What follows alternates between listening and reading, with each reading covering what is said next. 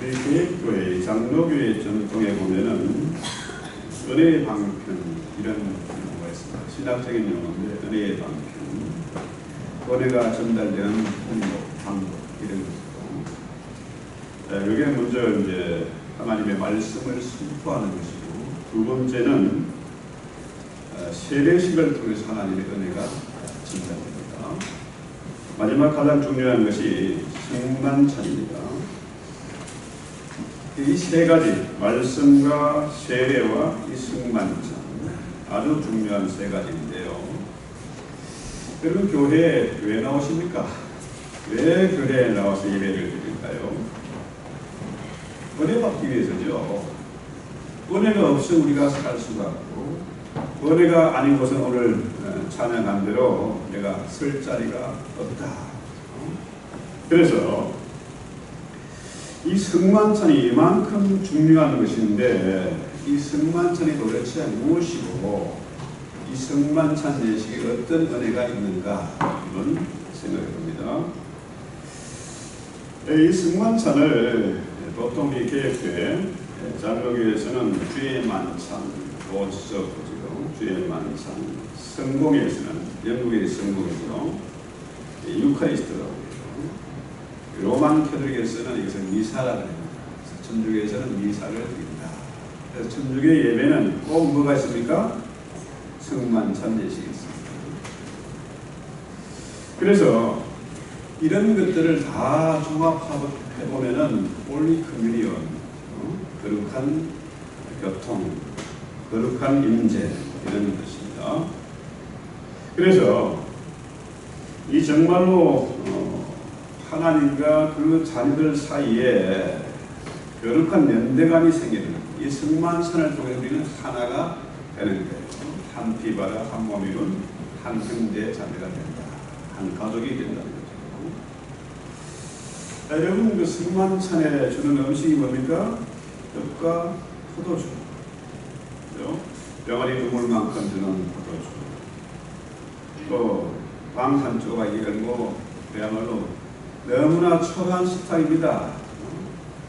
최고로 세상으로 보면은 형편없는 그런 식탁인데, 이 성만찬은 세상에서 가장 황홀한 만찬이다. 가장 거룩한 만찬이다. 여러분, 인생을 살다 보면요, 광야 같은 인생길을 걸어가잖아요. 인생이 고해라, 고난의 파도다. 끊임없이 고난이 밀려오는데 문제가 닥쳐오고 앞이 보이지 않고 몸은 피곤한데 어떻게 살아가겠습니까? 그래서 나그네가 길을 갈 때 우리가 지치고 넘어질 때 그때 우리가 떡과 포도주가 힘을 줘요. 새 힘을 주는 거예요. 그래서 초대교회 성도들은요, 이 사막을 지나가는, 광야를 지나가는 그 나그네 순례자들에게 떡과 포도주를 제공해 주는 거죠. 그래서 이 정말 이 21세기 참 첨단 시대고 편리하고 풍족한 시대인데, 인생은 더욱더 고달파진 거예요. 사람들마다 죽겠다, 피곤하다, 못 살겠다. 이런 세상에서 우리가 이 성만찬을 통해서 쉼을 얻고, 또 사람들에게 뭡니까? 쉼을 제공하고, 쉼을 얻고, 쉼을 제공하고, 그런 겁니다. 자, 이 초대교회는요, 징계라는 게 있었어요. 징계. 교회에서 7계를 범한다든지 문제가 생기면 반드시 징계를 했어요. 제명 출교, 교회에서 쫓아내든지 아니면은 수찬 정지. 이거 우리가 이 성찬식에 참여하지 못하니 성찬을 베풀 수도 없고 받을 수도 없는 거죠. 오늘날 이 교회가 정말 무기력하고 세상에 동네북이 된 것은 바로 징계가 사라졌기 때문이다, 이렇게 생각하는데요. 그 징계해봐 소용이 없잖아. 딴 데가 또 장로하고 딴 데가 또 목사님하고, 그러니까 방법이 없어요. 그래서 망하는 겁니다. 자, 여러분, 이 수찬정지라는 게 뭐냐면 그 성찬을 풀 수도 없고 찬을 받을 수도 없습니다. 다시 말해서 이 수찬정지라는 것은 재판정에서 사형언도를 받는 것보다 더 무서워요. 여러분, 우리는 죽음이 두렵지 않잖아요. 왜? 내 안에 예수가 계시니까. 내 안에 조상의 피가 아니라 예수의 피가 흐르고 있으니까. 그 피의 능력으로 제사함을 얻었고, 그 피의 능력으로 구원을 받았고, 그 피의 능력으로 우리는 영생이 천국이 보장되는 거죠. 그런데 이 성찬에 참여하지 못하는 이건 뭡니까? 이거는 영벌과 영생을 가르는 아주 중대한 문제입니다. 자, 우리가 다 죽습니다. 죽음이 두려운 것이 아니고 천국 가는 통로가 되는 거예요. 그러니까 수찬정지는 사형 선고보다 더 무서운 거다. 그래서 성찬식은 이만큼 중요한 것인데, 하나 예를 들어서 10세기 말년에 그 교황 하이니 4세와 황제 하이니 4세와 교황 그레고리 7세 사이에 권력 싸움이 일어났습니다. 먼저 황제가 시비를 거는죠. 성직 임명권, 주교나 신부들 임명하는 권한이 황제에게 있었어요. 이 황제가 엄청난 권력을 가지고 그 힘을 행사하고, 왜? 신의 이름, 하나님의 이름으로 그 엄청난 일을 했다. 그러니까 그 당시 상당한 계획이 이루어지고 있을 때인데, 그리고 이 7세가 아하, 이거 틀렸겠구나. 그래서 황제가 성직 매매를 하지 못하도록, 황제가 그 주교 임명을 못하도록 이걸 금지시켰어요. 그러면 황제 입장에서 뭡니까? 신의 이름으로 교회를 통해서 엄청난 권력을 유지하고 행사해 왔는데, 이 성직을 임명 못하고 매매를 못하면 뭡니까? 자기 입지가 줄어드는 거예요. 그래서 황제가 교황을 향해서 뭐라고 했어요? 교황 저건 가짜다. 교황을 폐위시키고 했어요. 황제가 교황을 폐위시켰다. 그러니까 교황이 그대로 있을 수 없잖아요. 그리고 우리 7세가 즉시 뭡니까?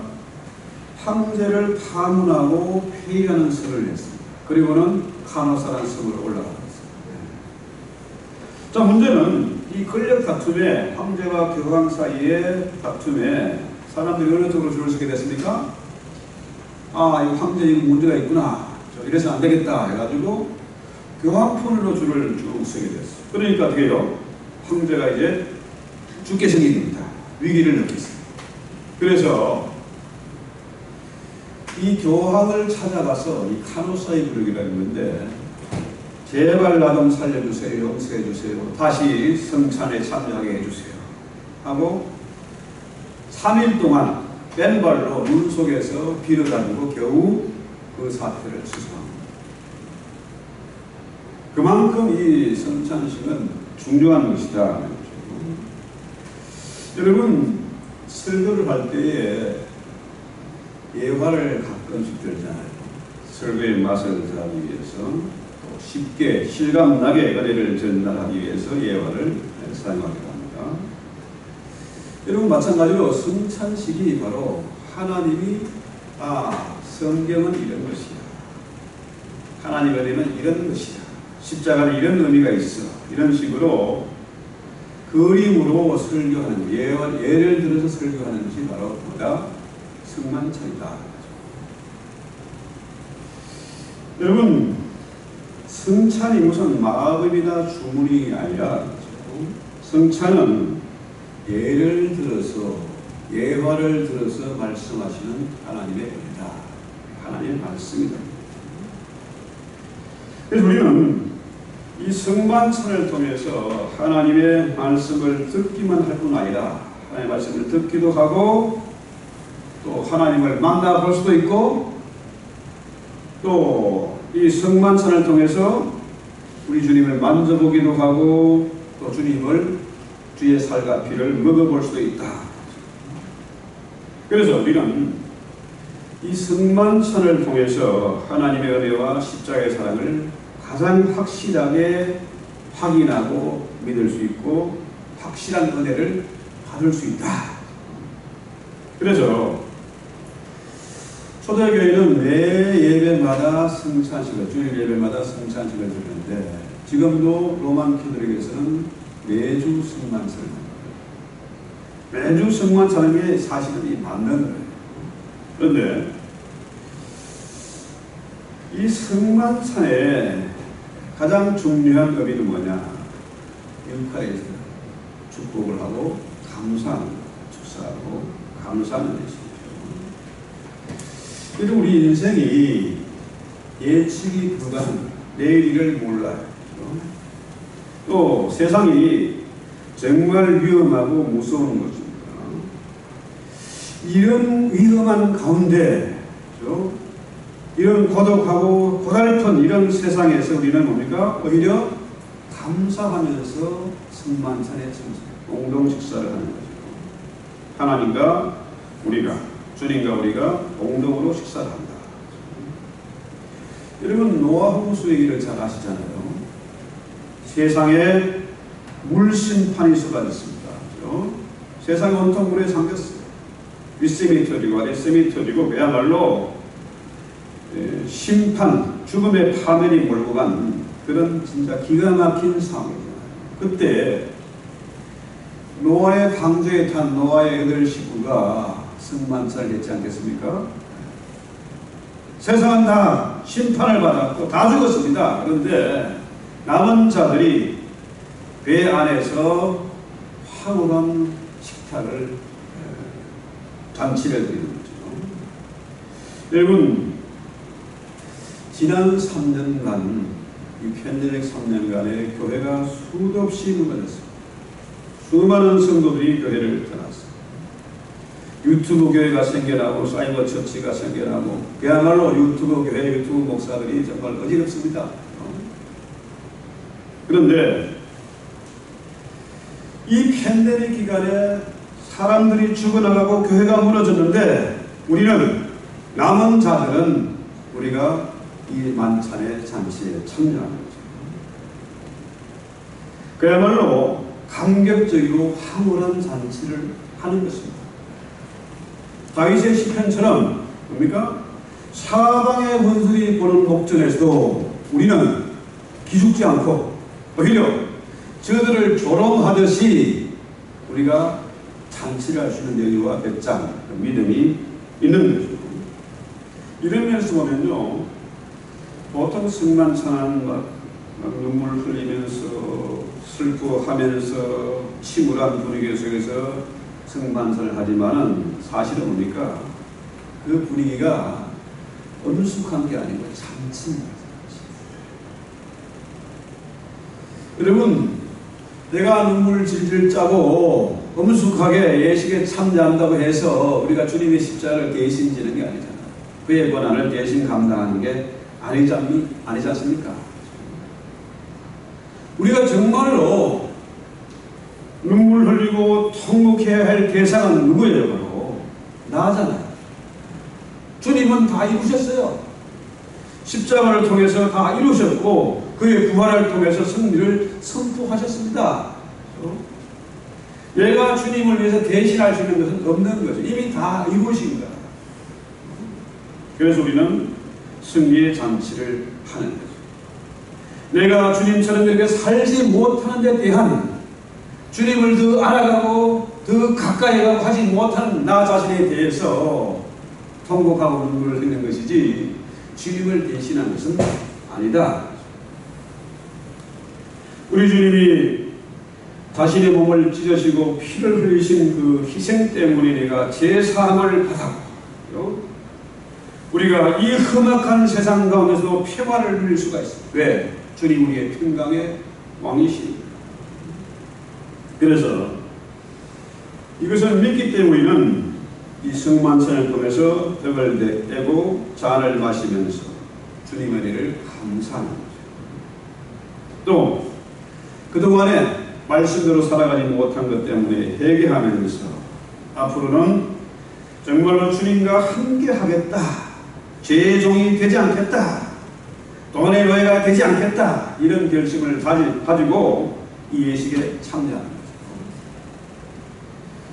그래서 이 성만찬의 오늘 제목이 무슨 일이 일어나는가 하는데요.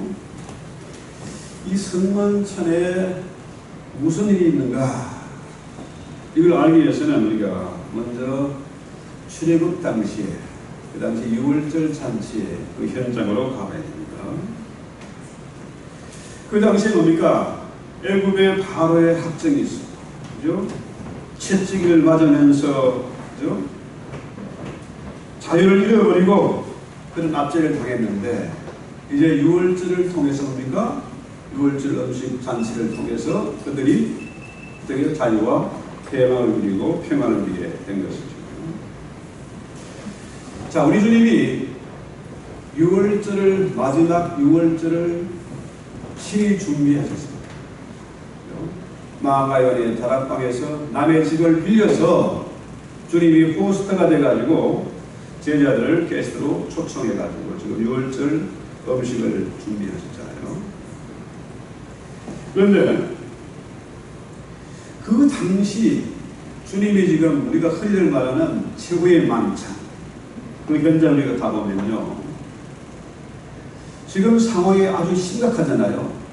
주님이 곧 십자가에 돌아가신 그 마지막 순간이지 않습니까?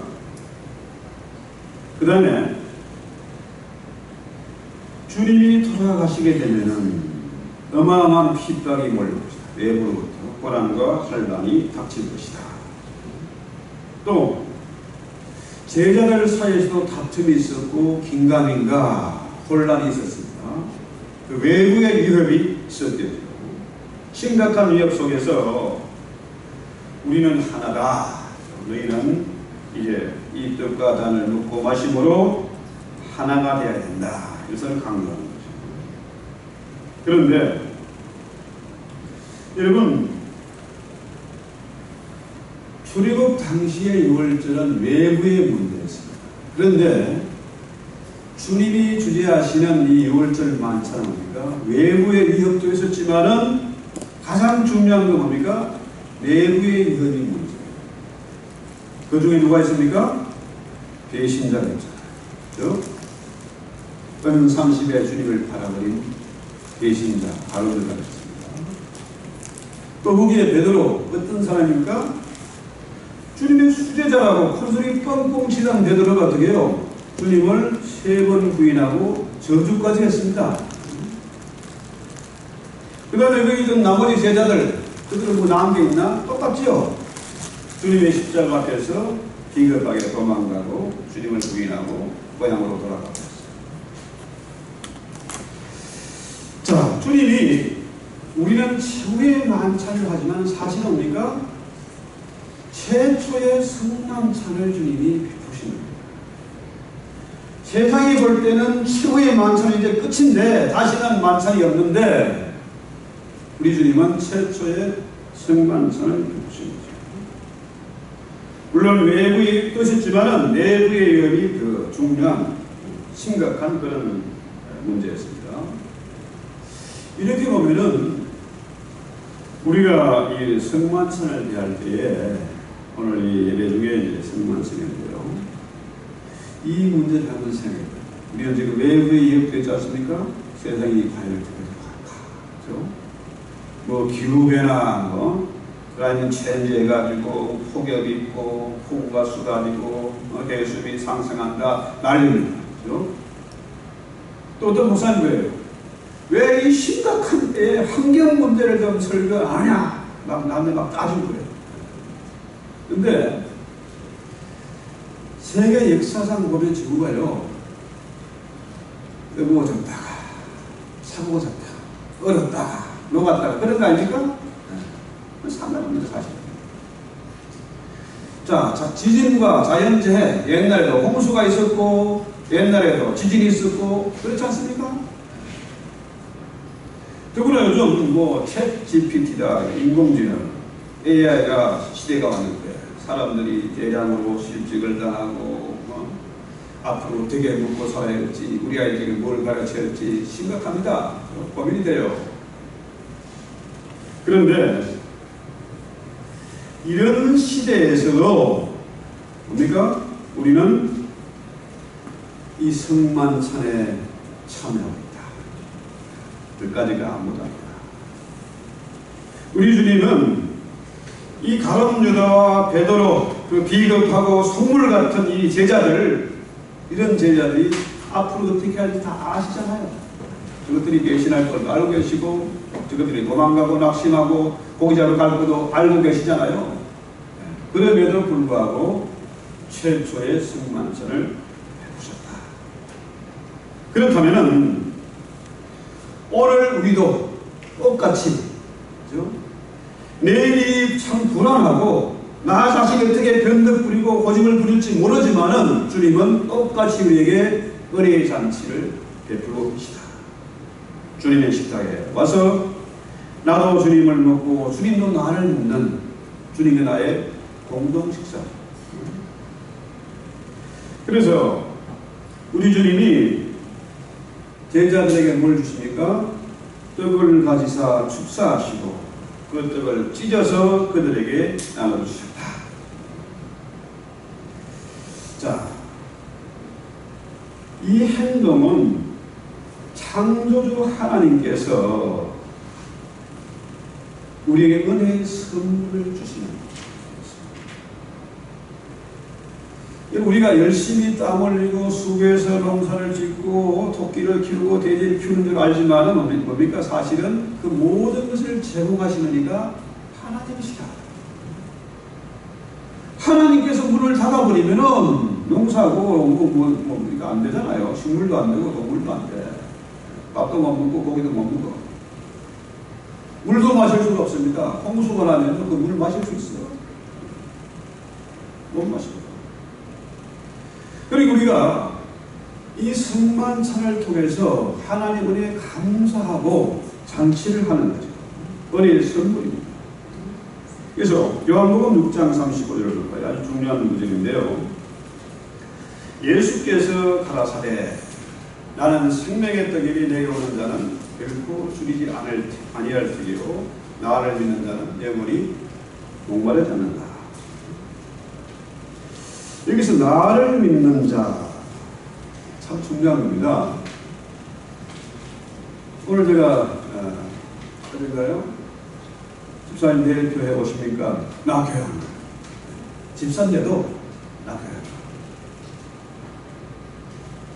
여러분, 나를 믿는 자, 우리 눈에 보이지 않는 주님을 믿는 자, 우리가 그 눈에 보이는 주님을 믿고 은혜 받으러 지금 이 자리에 와 있습니다. 그죠?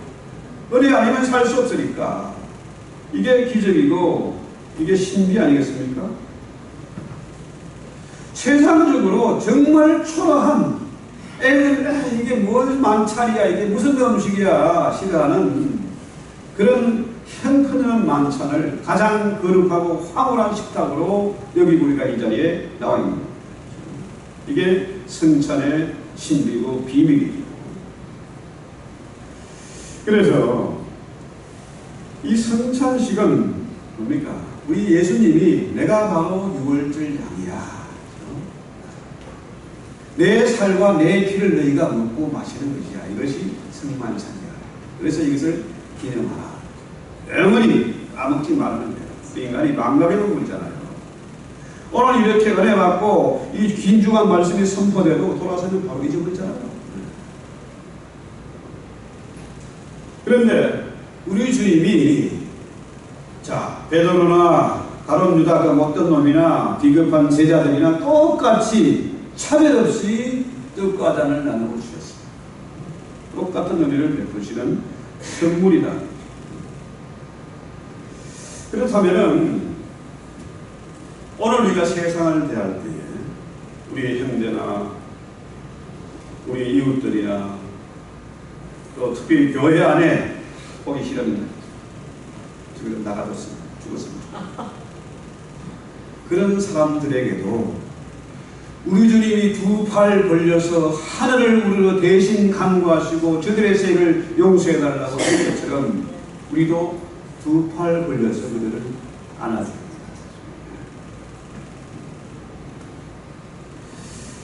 자, 그래서 이 성찬에 무슨 일이냐? 이것은 바로 나의 몸이고 나의 피다. 이 떡은 나의 몸이고 이 잔은 나의 피다. 이 성찬식에서는요, 목사가 거짓말 못해. 속에 먹을 수가 없어. 왜? 이것은 주님이 친히 제정하신 거죠. 주님이 만드신 거예요. 사람이 만든 게 아닙니다. 주님이 친히 제정하신 것이고, 이 성찬식을 누가 집례하세요? 주님이 직접 하시는 겁니다. 목사가 아무리 시원찮아도 똑같은 은혜가 임하는, 왜? 주님이 하시는 일이기 때문에, 주님의 방법이기 때문에 그렇습니다.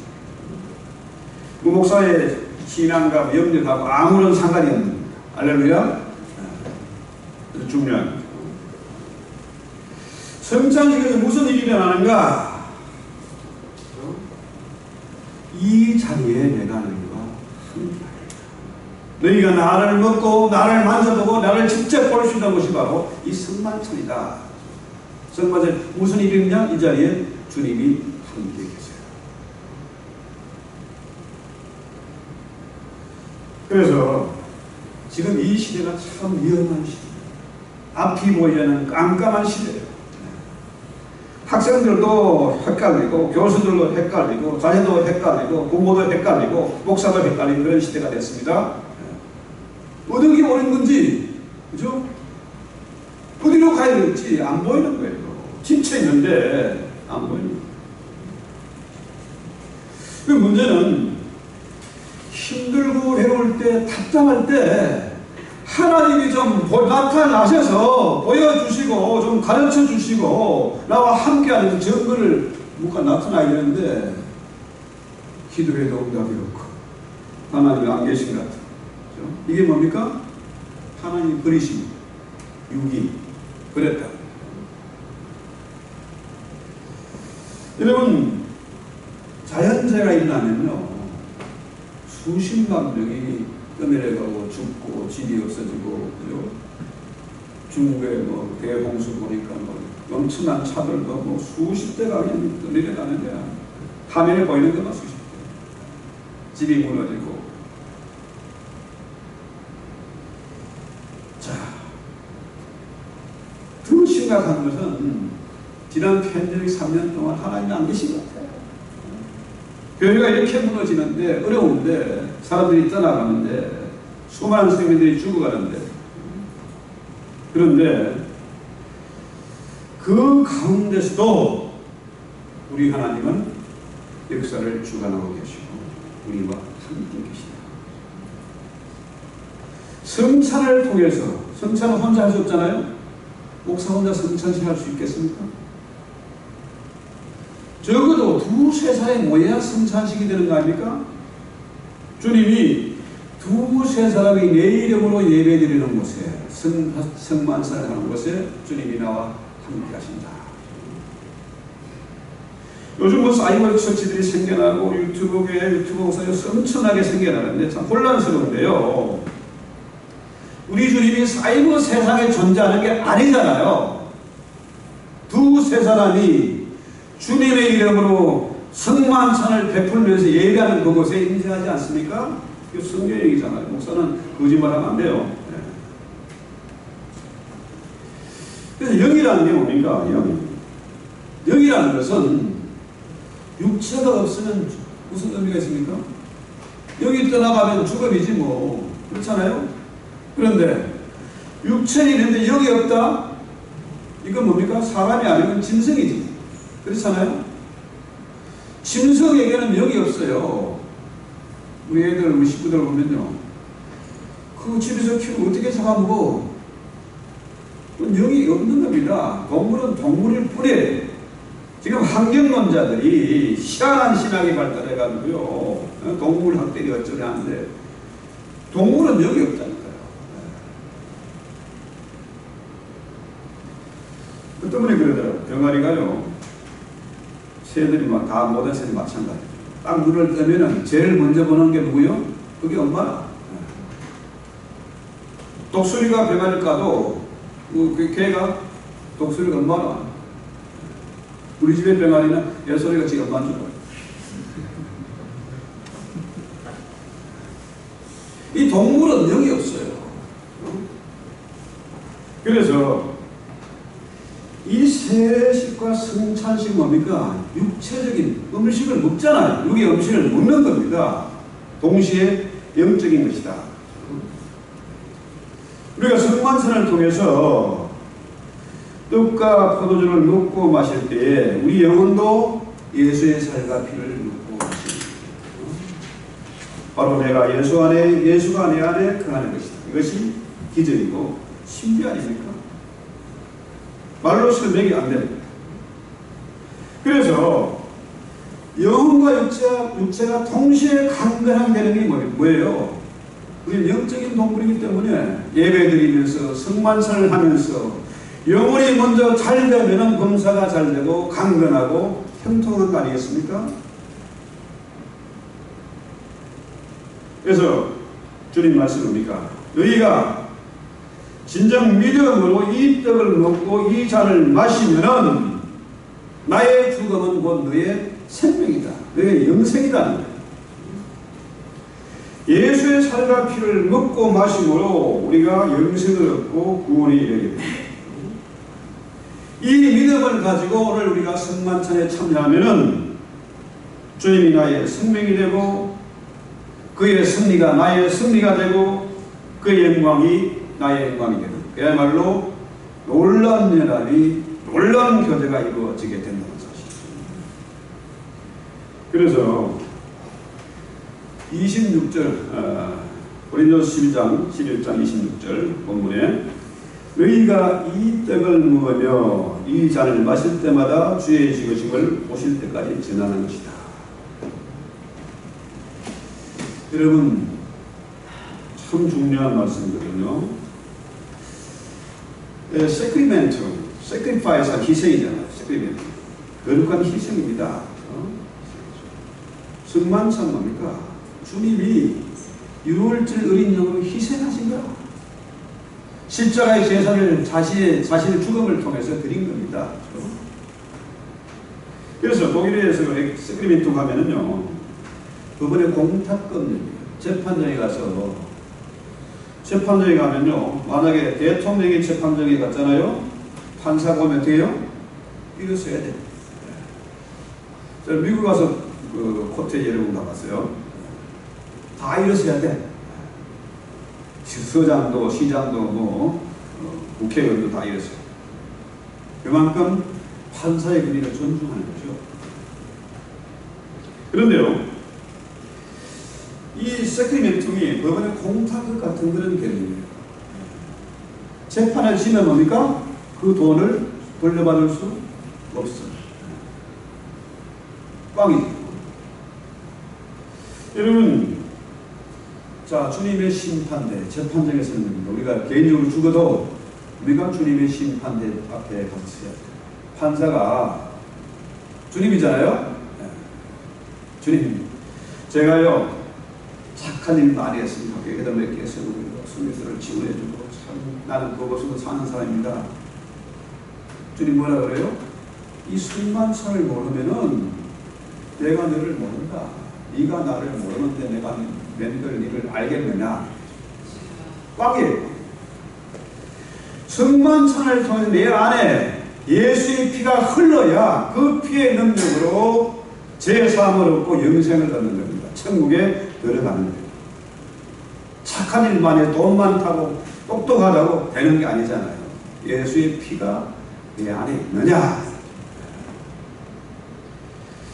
자, 또 하나의 의미는 이 세크리멘tum이요, 충성 맹세를 합니다. 군대 군인들이 사령관에게 충성 맹세를 합니다. 영국 사람들입니까?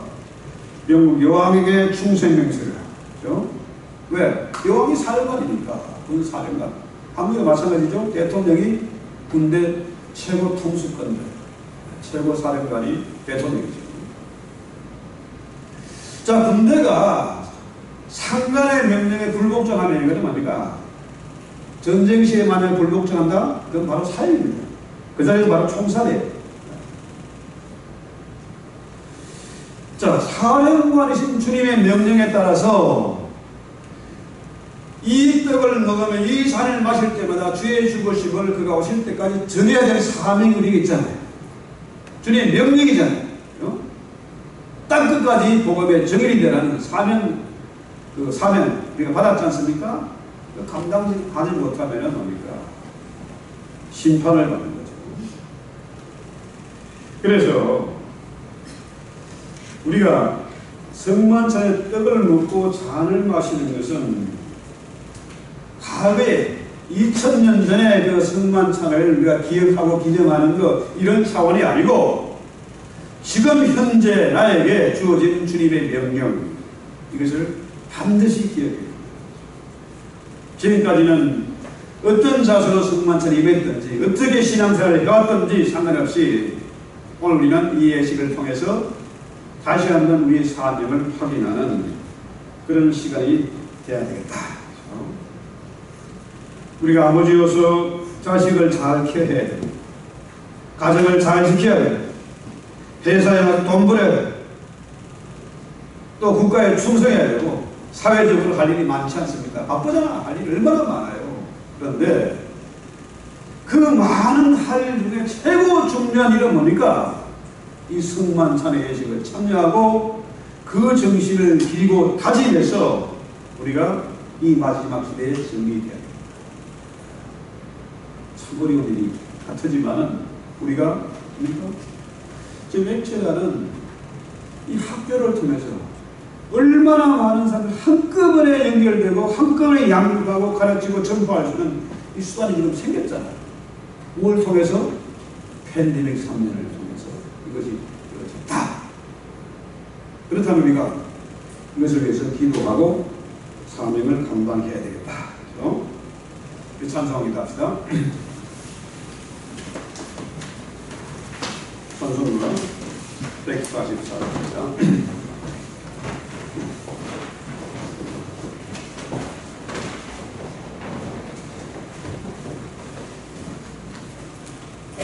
예수 나를 위하여